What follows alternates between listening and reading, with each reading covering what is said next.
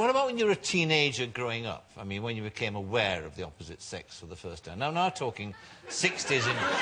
We're not getting down the nitty-gritty now. We're talking 60s in Newcastle. We're talking the sexual revolution. Did it ever get there? No. Oh. It got as far as Leeds. I don't think it then did a U-turn. Well, it bypassed Barnsley, that's for sure. Well, I went to a boys' school. Yeah, too. And I never saw a girl till I was like 16. Bang. I mean, it didn't mean bang. No, wow. Wow. Wow. Where were these creatures to be seen? Well, I used to go to the local hop, you know, and stand around and work up the courage to ask somebody to dance. And, you know, you'd never speak. You just say, you know, you say, can I dance? And then you dance, and she'd ignore you. Just be looking at the ceiling, you know. And say, thanks, at the end of it. That was it. But it didn't put you off? Oh, no, no. I've always been fascinated by women. They're such amazing... Well, I think they're superior creatures in every sense. I really do. No, I'm not just saying that. No, I mean that. I think women are superior. Mentally, psychologically, certainly physically.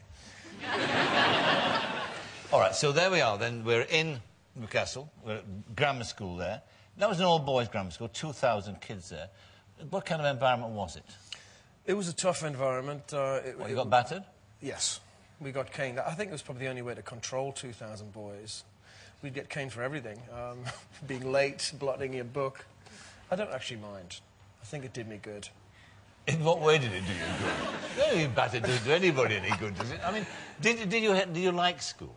No. No, I hated school. I didn't like school, but I had some very good teachers who really inspired me to carry on learning after I'd finished my education, and I'm grateful for that. Very good maths teachers, very good English teachers. But then you went into education yourself. You became a teacher. Kind of by accident. You know, I got A-levels and I ended up in teachers' training college, and I had no intention of teaching. But did you enjoy it? Yes, I did. I did enjoy it eventually. I thought it was a good apprenticeship for a performer. You know, you get up in front of people and you pretend you know something. Yes, and a fairly hostile audience at times too, pretty I imagine. Hostile, yeah. Pretty hostile. But you have no, I mean, but you were there in a kind of holding pattern, basically, waiting for something to happen. And then you were married also, of course, and you had a small child at this time. And then you made this extraordinary decision. It looks so when you look at your life story. It's a risk, and I know that risk runs through your life. It's a word that you like and like discussing. But the risk was that you decided in this situation, a wife and a young child, to actually go to London and just take up music. There's nothing to go to. You just had this vague notion, if I'm right, if I read it right. That's true. That music was in London. You had to go there. There was no guarantee that I would make it, but I had this idea that I would try it. If I hadn't tried it, then I would have been very disappointed in myself. I think the clincher was going to the headmistress and saying, I'm leaving. And she said, but you'll lose your pension. I said, well, I'm going. I'm going anyway. And what were you looking for at this time, though? I mean, what were you hanging about for? What was behind it all? Well, I mean, one of the irons I had in my fire was I met this American drummer called Stuart Copeland, who'd seen me up in Newcastle with a band I was in, and said, look, if you ever come down, here's my number, give me a call. That was the only number I had, actually. So I called him and I said, I'm in town. He said, where are you? I said, I'm actually in your street. He was in a squat in Green Street in Mayfair on the top floor, which was owned by Michael Winner, I think. And, probably still is. And I went up there and we formed the Police. Now is the start, of course, of the career that we're celebrating here today. One of the songs that you wrote for Police is a song called Roxanne. Mm-hmm. What's the history of that? Because there have been many interpretations put upon it by people.